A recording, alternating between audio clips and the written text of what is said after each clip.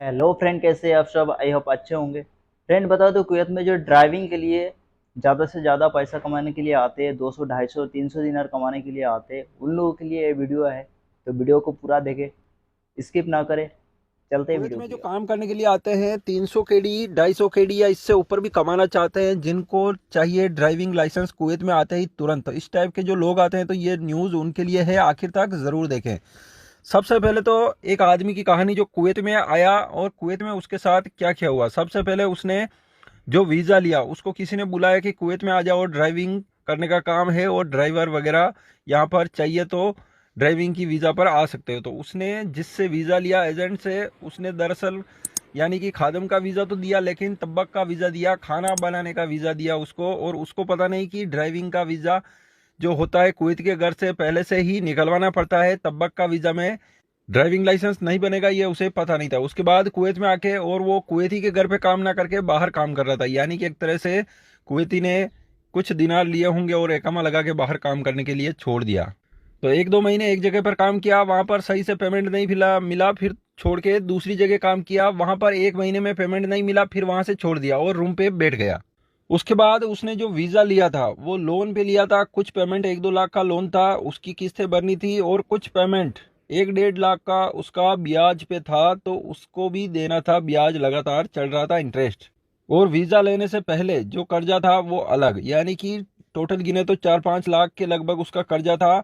अब कुवैत में उसका रहना खाना भी मुश्किल हो रहा था, क्योंकि 2-3 जगह पर काम किया, वहां से सही से पेमेंट नहीं मिला या फिर बराबर नहीं मिला, इस टाइप से। दूसरी बात, कुवैत के अंदर काम करने का उसका कोई ठिकाना नहीं है, क्योंकि खादिम की वीज़ा है। कुवैती ने तो सिर्फ इकामा लगा के उसको छोड़ दिया। उसके बाद में उसका काम है कि काम ढूंढना, काम कहाँ करना, ये उसकी मर्जी है, क्योंकि कुवैती के घर पे सैलरी कम मिलती है।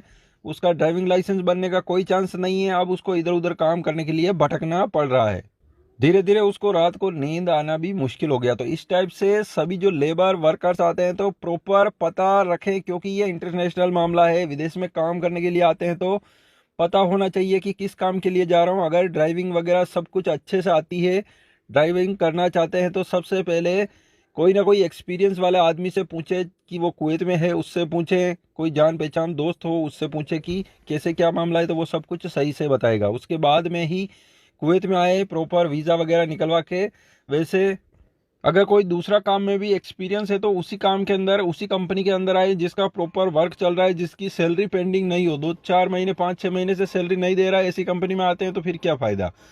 4-5 महीने सैलरी नहीं मिलेगी, तब तक तो कर्जा कुवैत में भी बहुत हो जाएगा। लेबर वर्कर्स का आने में भी कोई फ़ायदा नहीं है उस कंपनी में, क्योंकि 4-5 साल से कोरोना या कोरोना से पहले से ही 2019 से लगभग कुवैत में ऐसी कई सारी कंपनियां जो पेमेंट लगातार उनका 4 महीने 5 महीने 6 महीने ऐसे पेंडिंग होता जा रहा है। कई कई कंपनियां घाटे में आ गई।